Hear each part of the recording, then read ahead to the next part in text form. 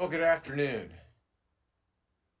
I think it goes without saying that for most of us, March seems a lot further away than 7 months.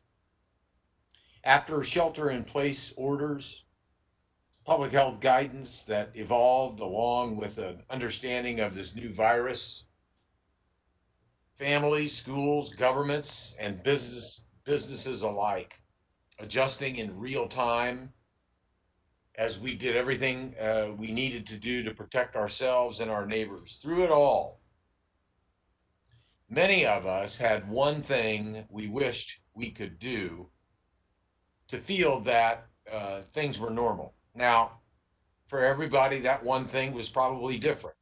Maybe watching a ball game at a local watering hole. Maybe it was going to the gym. Maybe it was going to see a movie, a concert, a performance by one of our wonderful arts groups. For me, that moment of normalcy would have been getting a double cheeseburger at Working Man's Friend. Unfortunately, we now know that COVID 19 targets large crowds and close proximity, essentially preying on our impulse to be together. That has had a terrible effect on local restaurants, local bars, and local entertainment venues. These places and their staff have always been there for us in times of friendship, celebration, and more. This ongoing health crisis now requires us to do everything we can to return that favor, as we have been doing, but more efforts need to be made by all of us to return that favor. Throughout the COVID 19 pandemic, the city of Indianapolis has pumped resources into the maintenance and rehabilitation of our business landscape. To date, that has meant more than $37 million in support for businesses and nonprofits affected by the pandemic. But today we will put our focus squarely on those who continue to be most adversely impacted by the ongoing public health orders, our hospitality industry. I'm proud to be joined today on this call by representatives of the Capital Improvement Board in announcing the creation of a new $11 million program called HELP Grants, HELP, HELP Grants, which stands for Hospitality Establishment Lifeline Payment.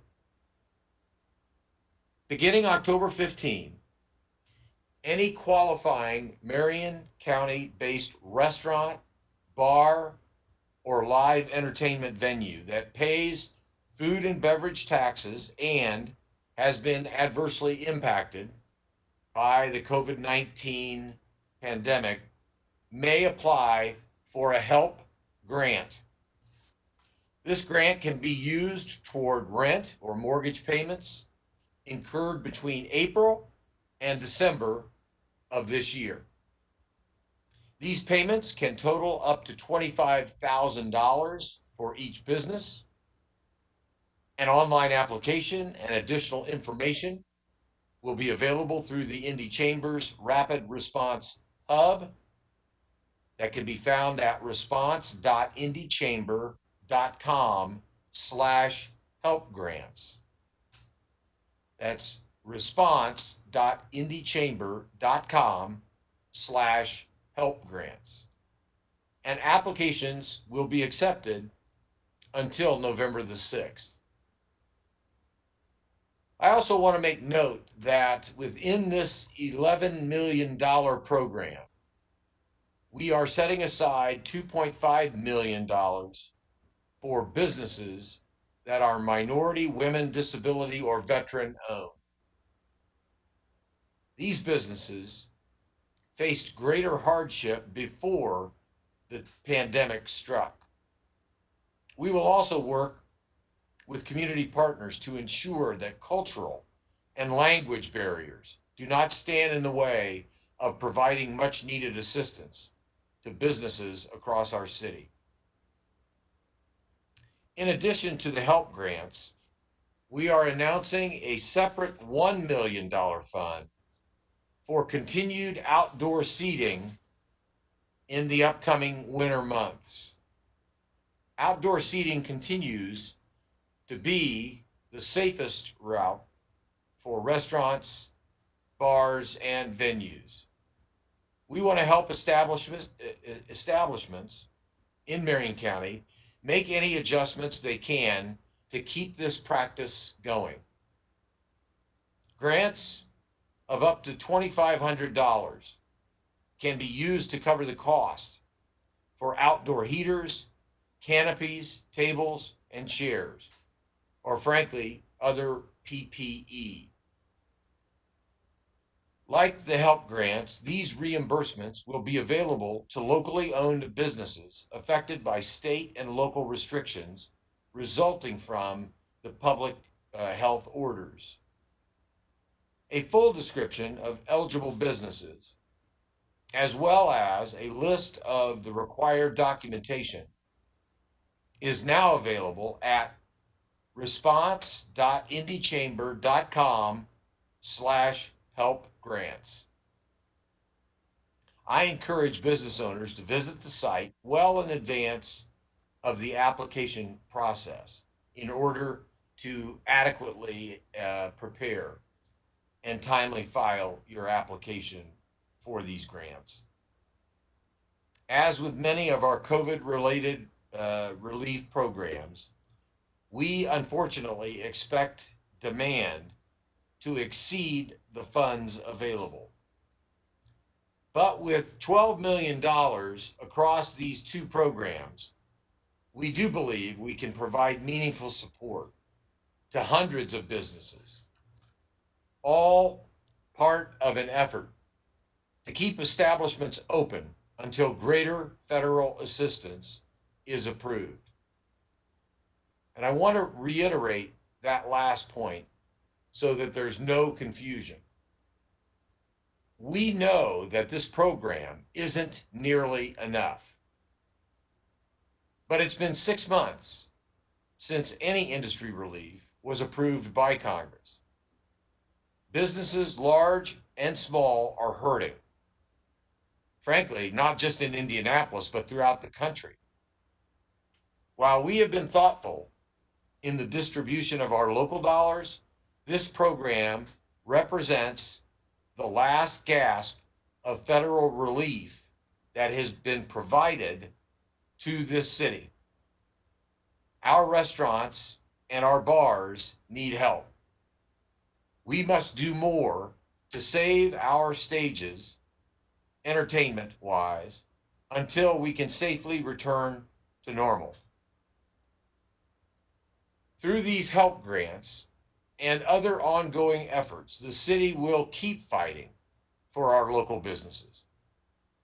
But beyond my ask for congressional action, I do have one request for residents of Indianapolis.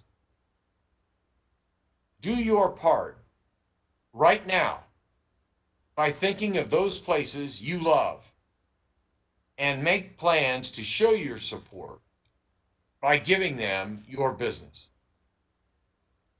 If you feel safe in doing so, go out to eat and enjoy the fall weather on a restaurant or bar patio. If not, order carryout or delivery tonight. And above all else, and I say this as a well-known Midwestern cheapskate, tip often and tip well. It is a quick, meaningful way to show support for those hard-working hospitality workers who are making up and masking up every day to provide a great experience for residents of our city and visitors to our city alike. Now, as I mentioned at the outset, these programs are going to be administered through a partnership with the Capital Improvement Board of Marion County. And to speak for that organization, I'm proud to introduce CIB Executive Director, Andy Mallon. Andy? Thank you, Mayor. Thank you, Mayor, for all of you've done for the hospitality industry so far and for this next round of help grants. It's truly appreciated as a big part of our tourism and convention industry. The CIB is very grateful. Our local economy runs in part on the hospitality industry. Tourism and conventions themselves are built on a foundation of food and drink and entertainment. These are the places where families gather together, friends get together before a game, and provide jobs for tens of thousands, actually over 80,000 people across our county. By helping keep these establishments going, these bars and restaurants open, our entire economy can recover more quickly as the pandemic hopefully subsides. So thank you again, Mayor, for your leadership. We really appreciate the partnership and are happy to participate in this program. I'd like to now turn it over to the President and CEO of the Indiana Restaurant and Lodging Association, Patrick Tam. Hey, thank you, Andy. On behalf of the Indiana Restaurant and Lodging Association, we thank Mayor Hogsett for his leadership on this specific program. This help grant is very significant, and will keep thousands of people have the potential for employment during a time period where we anticipate the next 6 months be much harder than the past 6. This will be a direct lifeline, exactly as the mayor spoke, for many that rely on the hospitality industry for their employment, but also more importantly too, for that sense of place, that sense of community, that gathering spot as well. Restaurants and bars have worked hard to adapt through outdoor dining, PPE, also through unique creative solutions that the city of Indianapolis brought forward, which was closure of streets, which was also very successful in many areas throughout Indianapolis. Restaurants continue to need support. We continue to need customers. We continue to need the lifeline that the mayor accurately described. We've had over 6 months of shutdowns, of response to pandemics, and we've only received 8 weeks of federal support during this time. The mayor is absolutely correct again in terms of the need for more federal relief, particularly as we speak here. These grants, though, will specifically get many restaurants and bars through a very challenging time, have the opportunity potentially to retain their current employees and have the potential to hire back others as well, specifically due to this program. Restaurants across the country, specifically in Marion County, at average, have 65% fixed costs. Most of that is fixed rent and overhead costs. When you're at reduced capacity, but yet you have your fixed costs remaining the same, it's a simple math game. The mayor's office, through the Mayor Hogsett's leadership, recognizes that challenge, and this was a significant step forward that we're very grateful for, and we want to thank the mayor specifically, but also Andy Mallon and the Capital Improvements Board. This summer, they were very creative, much more creative than any of their other peers throughout the entire country. And through youth sports and some creative solutions, that meant thousands of Hoosiers, thousands of Marion County residents, not just related directly to the core downtown, but other hotels throughout Marion County as well, got back to work. People cannot overlook that. That meant people able to pay their bills. And thank you for that leadership, which is very meaningful to a lot of people. Thank you. And with that, we'll turn it back over. Today, we are also joined on the call by Scarlett Martin, who's the Director of Economic Development for the City of Indianapolis, as well as Thomas Cook, our Chief of Staff. We'll open it up for questions the way we normally do. If you'll put your name and outlet into the Q&A box, we'll call on you and unmute you, and you'll be able to ask your questions of the group. Our first question is from Eric Berman at WIBC. Hello, Mr. Mayor. You're a native Hoosier, as I am. You know what an Indiana winter is like. Are heaters and canopies or anything going to be enough to persuade people to eat outside when it's 10 degrees, 0 degrees, -10 wind chill? Well, Eric, I mean, if it's 10 to 0 degrees wind chill, that might be a deterrent. I will commit to that. But that doesn't mean that every single day or every single week during the winter months, we do, frankly, over the last couple of seasons, we've had a lot of temperature swings, which manifest other challenges that will go unnamed. But for those periods of November and December and January and February, where it is in the 40s and 50-degree area, maybe even into the 30s. Pat probably would have a better perspective, but I do believe that investments in winterizing restaurants in an outdoor capacity is a valuable addition to what we hope is an arsenal of support for our restaurants and bars to increase as much volume and seating capacity as they can manage during these difficult. Pat said it right. I mean, as difficult as the last 6 months have been on our hospitality industry, the upcoming winter months could and probably will present different and maybe even more difficult challenges. So, Pat, you want to take a stab at Eric's question? Sure, Mayor, you're correct. So what you're going to see a lot of is, for many of you on the call from a reporter standpoint, if you've ever been on Tavern on the South, they've done this a number of years ago where they took their outdoor seating, which they removed that canopy. Many restaurants and others are already figuring out ways that they're going to put not your traditional standalone space heaters. I'm going to get really tactical here for a second, but actually space heaters that actually run the length of that canopy. So what it does, it warms the entire area. So you really get a more creative solution. It's not just the space heater that you and I can potentially pick up at Lowe's. It's going to be a much different type of space heater where it's more of a permanent solution that they can use year in, year out. Restaurants have done that.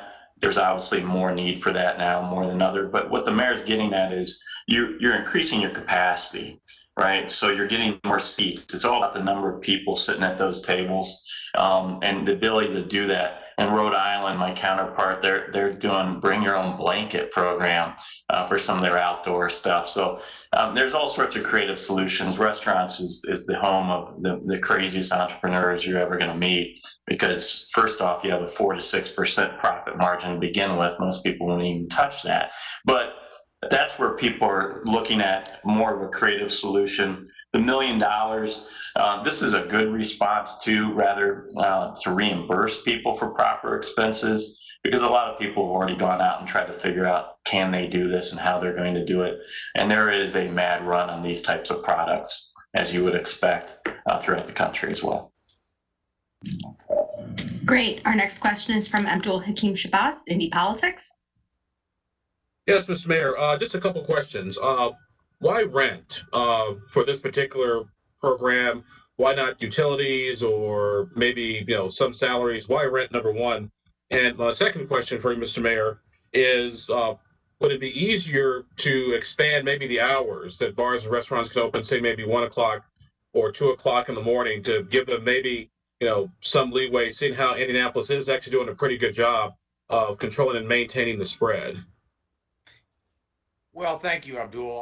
I'll take the second question first. Obviously, the expansion of hours is always a possibility if our science and if our data support it.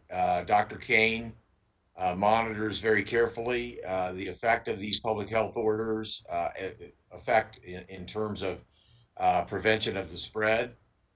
So while currently the public health orders do not allow opening beyond midnight, that's that's simply subject to our continued commitment to improving the positivity rate, hospital utilization rate, mortality rates, and so I would take Dr. Kane's direction on that issue. I'm going to pitch your first question to Thomas as it relates to rent. Um, Thomas, can you help out in that regard?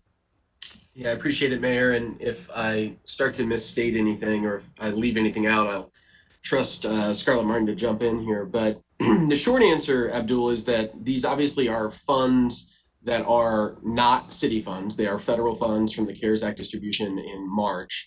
And as a result, they have a number of requirements and strings attached to them in terms of how they can be spent, what they can be spent on, and most notably, that they must be spent and in the hands of those who need the funds or to receive them by December 30th of this year, absent any other congressional action. And so, in some small measure, the rent and mortgage fixed costs were identified because they're the easiest to document. If you're a business, you almost certainly have a lease or you have a mortgage, you have that document handy. And we can also use that to both quantify and document for audit purposes retroactive payments, whether we're paying you back for rent you may have paid in the spring or summer, or we can make prospective grants to you because we know that those costs are essentially contractual. There's also just an aspect of this of trying to make it easy on the business. We need to get these processed quickly and we need to get the money out the door, not just because the businesses have extreme need right now, but also because if we don't get this program running and have the funds distributed by December 30th, right now they will revert to the federal government. So these are two big categories. I know, as Patrick indicated, these are fixed costs that almost every business is going to have. They're a substantial portion of their monthly carryover expenses. And when you get into things like salary, the documentation on that alone could be debilitating for businesses that frankly right now don't really have probably the mental or staff bandwidth to engage in a lot of bureaucracy. We're trying to make this as simple for everybody as we can.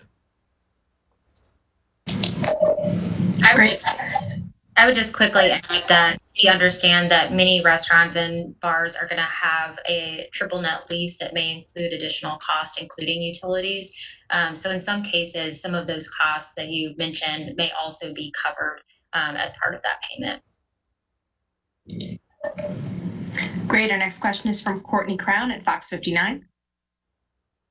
Hey guys, I was just actually had a question about the hotel industry in downtown Indianapolis. If you guys didn't mind answering this for me, the campaigns that ran, there was the $1 million one that we did for the videos that ran across the state, and then there was the 50% off campaign to get Indiana residents down. I wondered if you guys have the data on that yet, if those initiatives were fruitful, and if anybody's been laid off with the hotel industry, are we seeing them come back? So I may actually separate those out. I don't know that I or probably any of the city team could necessarily answer the question too super well. Patrick may be able to, and if not, I bet we can get you an answer. The answer to the first part is we can get you an answer. That campaign was done in partnership with Visit Indy, and I know that they have statistics both tracking the metrics on that and showing what outcomes are, but we can get you that information if we can circle back.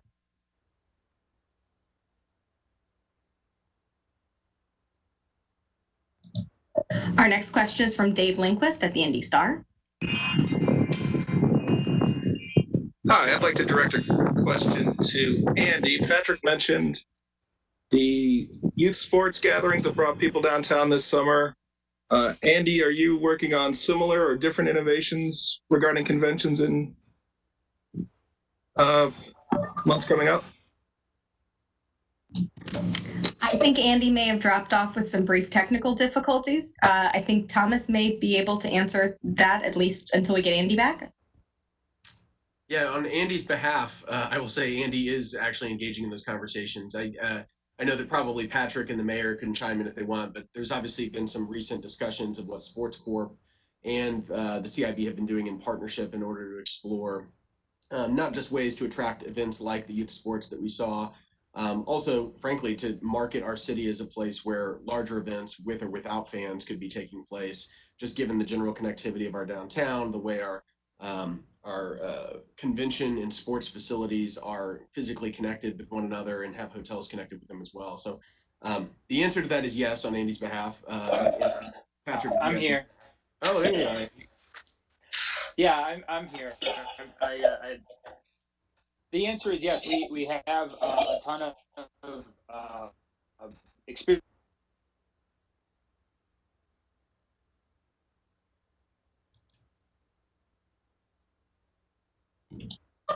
It's like not everyone takes me seriously when I say you have to hardline in. We're going to go to the next one. I can, Taylor, I can maybe answer a little bit of that as well. So youth sports has been tremendous. Obviously, a lot of news with the Sports Corp. We're working very hard with Andy, the entire Capital Improvements Board, the mayor, the Marion County Health Department. We also have some tremendous Q1 events with Jam Fest. This is a cheer competition, which I know my 10-year-old daughter really wants to compete in. Personally, hits home. And then as well as the Circle City Classic, which is a large volleyball tournament as well. We have a lot of different youth sports pieces. You also have, obviously, Ryan Vaughn and the Sports Corp working pretty hard on a lot of different fronts, which we're hopeful for as well, and hotels in particular very much so.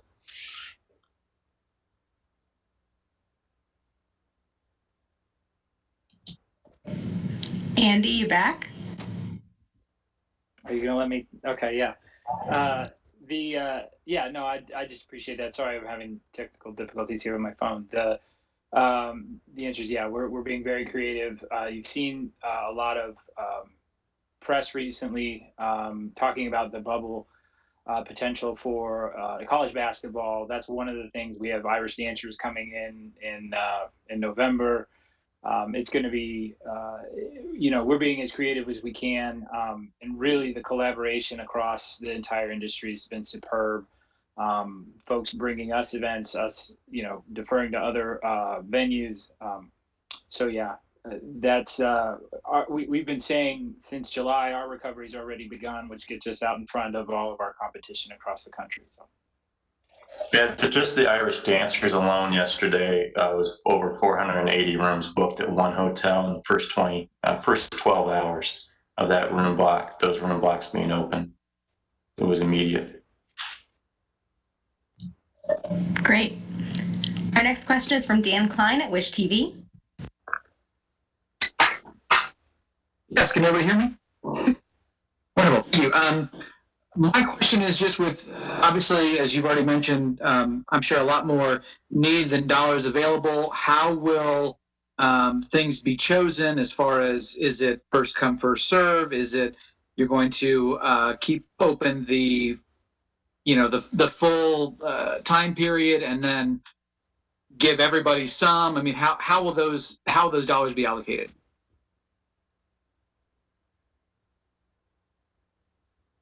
Scarlett, you want to handle that? Sure. So as the mayor said, there is a set aside for XBE businesses specifically. So 2.5 million of the 11 million will specifically go towards XBE businesses, and they will be prioritized in those applications. But the application period is October 15th through November 6th. It will be a short period in which we anticipate a lot of volume. And the chamber will be reviewing applications as soon as they come in. And so they will be approving those in batches and paying them out as fast as possible, if that makes sense.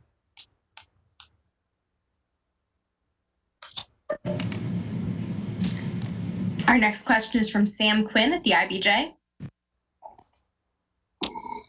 Can you guys explain, is the full $11 million going toward businesses, or is a portion of that going to be used for administrative costs? And then also, originally the fund was a little bit smaller. It's obviously grown. Can you explain where some of that funding has come from?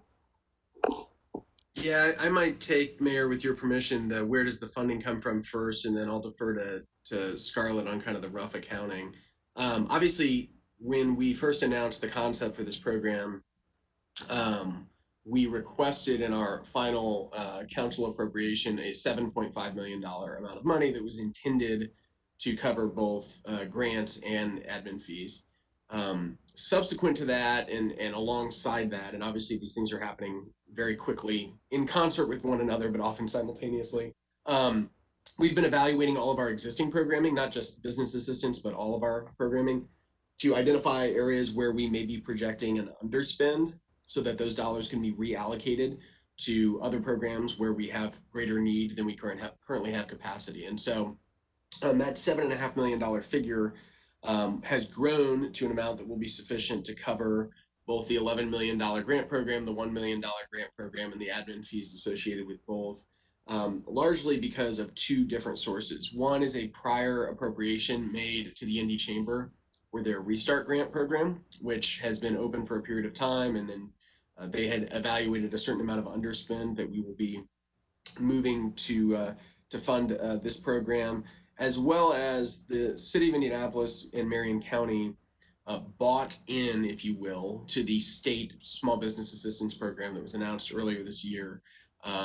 Because we received our own CRF allocation, we were provided the option of either not having Marion County be eligible or providing the funds that would be utilized for any Marion County businesses.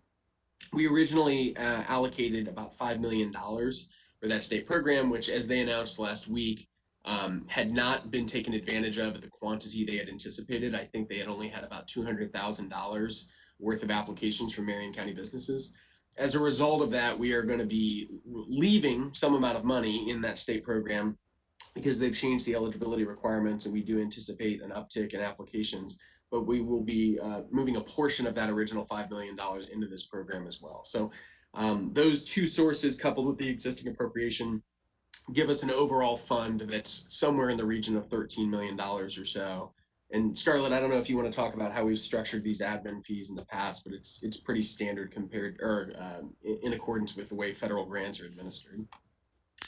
Yeah, so to directly answer your question, the 11 million is specifically for grant funds, and the 1 million for the winter contingency program is also completely grant funds. So any admin costs are on top of those grant funds.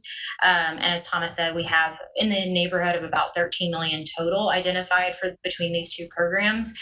We don't anticipate our admin costs will be will actually add up to $1 million, but our admin costs are for each organization, as Thomas said, are structured much like any other federal grant program to reflect the eligible hours and work that our partner organizations are going to be putting into this, and total less than 10% of the total amount of the grant programs. Great. In just a little bit, you all will receive a copy of the press release as well as a couple of flyers intended to help business owners as well as landlords begin to navigate the process. If you have any additional questions, don't hesitate to reach out. And thank you so much for joining us.